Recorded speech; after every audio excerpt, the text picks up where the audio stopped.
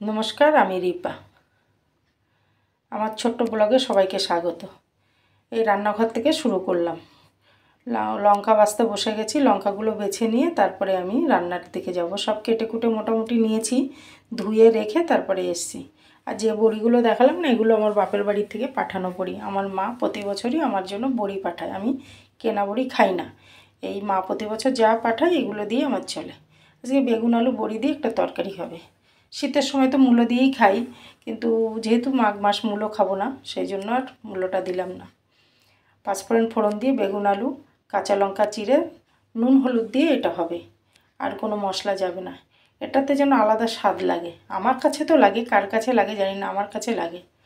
যাই হোক, এটাকে ভালো করে কষিয়ে ঢাকা দিয়ে দিই। একটু নরম হলে তারপরে জল দিয়ে আবার ঢাকা দিয়ে দেবো। বেশ সুন্দর ফুটে উঠলে তারপরে আমি এটাকে দেবো। এর মাঝখানে একটু ভাতের জলটা আমি চালটা একটু 2 ঘন্টা আগে ভিজিয়ে রাখি। সাথে দুটো আলু দিয়েছি ছেলের জন্য, মানে আলু ভর্তা করার জন্য। আর একটা পেঁপে গোটাই দিয়ে দিয়েছি এই কারণে যে পেঁপেটা দেখছি কাটার পরে পাকা, রাখলে থাকবে না, তার থেকে খেয়েই ফেলি দুজনে মিলে। যাক, রান্না করতে করতে ওটাকে কষে গেছে। দেওয়ার পর আমি জল দিয়ে দিলাম, দিয়ে এবার ঢেকে দেবো। ভাতটা আমি চালটা ভিজিয়ে রেখে রেডি করে রাখি, পরে ভাতটা সবার শেষে করি।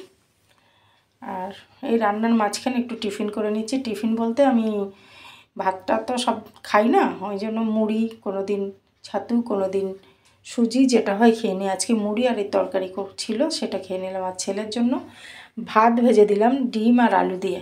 ও এটা খুব ভালোবাসে। বাসি ভাত থাকলে মা ভাত ভেজে দাও, তাই যেদিন থাকে সেদিন ভেজে দিই। যাক, ওকে দিলাম ভাত ভাজা করে, আমি খেলাম মুড়ি তরকারি। এই খেয়ে আমাদের টিফিন সকালের। আর কর্তামশাই তো চা আর বিস্কিট, এটাই চলে। এর মাঝখানে তো অনেক কাজ থাকে, তার মধ্যে আমার অনেক ফোন রিসিভ করতে হয়।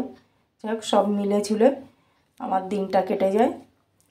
রান্না ছেলের জন্য রেডি। এই গল্প করতে করতে দেখো তরকারিটা আমার সুন্দর ফুটে গেছে। তরকারিটাকে একটু নাড়া দিয়ে একটু ঘেটে নেব, তাহলে তরকারিটা সুন্দর হয়। এই তরকারিটা খেতে যেন আমার কাছে খুব ভালো লাগে। যাই হোক, এবার আমি বড়িটা দিয়ে দেবো নাড়া দিয়ে। আলু বেগুনগুলো সুন্দর সিদ্ধ হয়ে গেছে। বিনা মশলার তরকারি, কিন্তু খেতে খুব টেস্ট। এই বড়িগুলো আমার ছেলে খেতে খুব ভালোবাসে। তরকারি খাবে না, কিন্তু এই বড়িগুলো খাবে। যাই হোক, আমার তরকারি কমপ্লিট, নামিয়ে দিলাম। এবার সব নামিয়ে রেখে রান্নাঘর এমনই ফেলে রেখে চলে গেলাম ছাদে একটু মাথায় হেনা করতে। হেনা করে একটা ভিডিও করে নিয়েছিলাম, সেটা পোস্ট করে দিয়েছি অলরেডি। হেনা করে একটু ছাদে ঘোরাঘুরি করলাম। আর এইগুলো ছিল আমার কালকের তরকারি, সেগুলোকেও গরম করে নিলাম। আর ছেলে রাত্রে ভাত খায়নি, চিলি চিকেন আর চাউমিন খেয়েছিল, তার কিছুটা রয়ে গেছিলো। এই বাসন রেখেই চলে গেছি, ভিজিয়ে রেখে ছাদে চলে গেছি, গিয়ে হেনা করে তারপরে এসে আবার কিছুটা কাজ করেছি।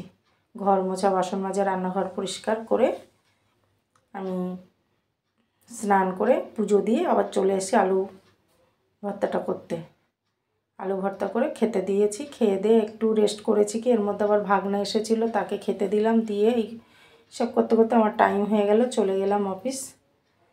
ফেরার পথে একটু ভিডিও করলাম, যে সময় পেয়েছি একটুখানি ভিডিও করি। আর আসার পথে তো কেনাকাটি, বাজার এসব থাকেই, সে আর সব দিন হয় না দেখানো। এই পর্যন্ত আজকে ভিডিওটা। সবাই ভালো থাকবেন।